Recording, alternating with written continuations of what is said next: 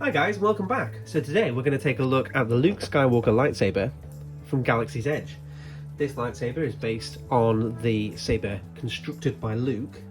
First things first, as ever, this comes in a beautiful display box, as with all of the Galaxy's Edge hilt only designs. Let's take a look at the saber. So this thing, in terms of a design, is really nice, and I think it's fairly faithful. It's got the power section here, which is, or the control center for the saber here. This is the ignition switch, just up and down. I don't think these light up, but that's a green and a red panel here, or arrow. There's not that much to it really. The kind of gold up here is nice. The emitter is very basic, but that is exactly how Luke's looked. It's different to the Obi-Wan, so as you can see, much wider on the Obi-Wan version, but also more detail and sort of extra rings around here. And to give a comparison, similar-ish design, but actually some fairly decent differences. Much smaller. So in canon, the explanation behind Luke's lightsaber is he designed this using a notebook provided or left to him by Kenobi. In terms of the actual prop, I did hear a rumour that the lightsaber hilt used by Mark Hamill was actually the original Kenobi hilt with some tweaks made to it.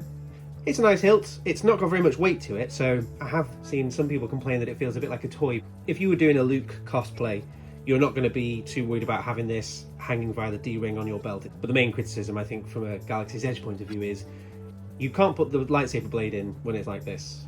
This whole section comes off and you have to put another prop on. You twist this. Oh, that's twisted the wrong bit. You twist this and this whole section. Oh God! So I'll get to that in a second. Before then, this is where your speaker is.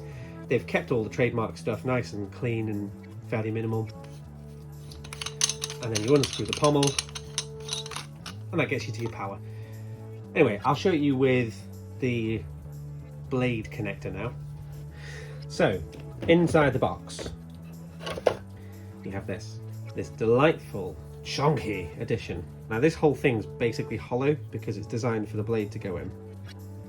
So again, in terms of the weight on this saber, if you're looking for a heavy one, this isn't the one for you. And that simply screws on there, and there you go. Your blade ready now.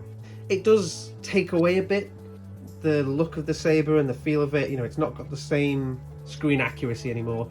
It does still have a bit of thinness here, but you know, you don't have that really thin neck anymore. I would have quite happily had it if they'd gone a bit less accurate here and had made this a bit deeper, this section, so that you could have got the black section of the blade in. You know, it still looks all right. Still looks fairly decent. One of the best things about these sabers is they're plug and play. You just push and twist and that's your blade in.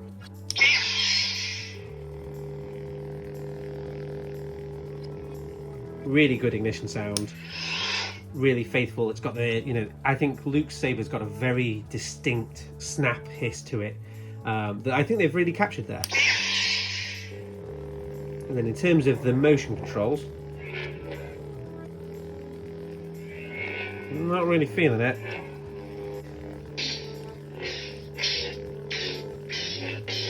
But it does have distinctive clash sounds.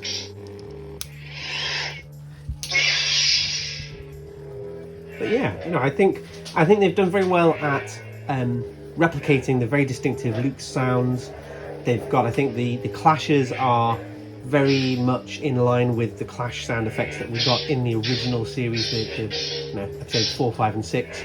The green colour is really good. Hopefully that's come through quite well.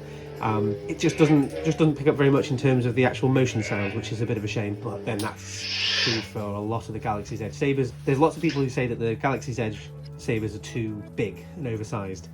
I think that seems about right.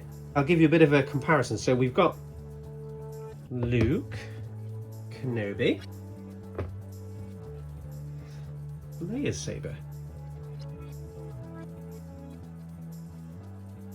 And now I'll show you them how they look with the basic neck designs. So obviously you've got your Luke one there, which is nice and iconic. Then there's the saber that it's designed off, or broadly designed off. This is actually the Kenobi TV series one, which is less weathered, and the Kenobi saber that we see in A New Hope has the bubble strip here, rather than the, I don't know what it is, what you call it, kind of the computer chip version. And this is the Leia saber. There's no real explanation for this in canon, I don't think. I don't know if Leia built this or if Luke built this, but it seems like it's got a bit of both. This is reminiscent of the Anakin saber, to be honest. This kind of ribbing down here. But I think the Luke one and the Leia ones actually complement each other very, very well. If you're interested in the other two sabers that I've just featured there, I have done reviews of those, one here and one here, or thereabouts. I think this is pretty good. These are currently about $219, I think, in the parks. In the UK, I get them from a shop called Double Box Toys. Not much more to say on it, really. So, yeah, it's basic, but I like it. Hopefully that's been a bit of a helpful review for you. If you've got any thoughts on this saber, drop a comment below.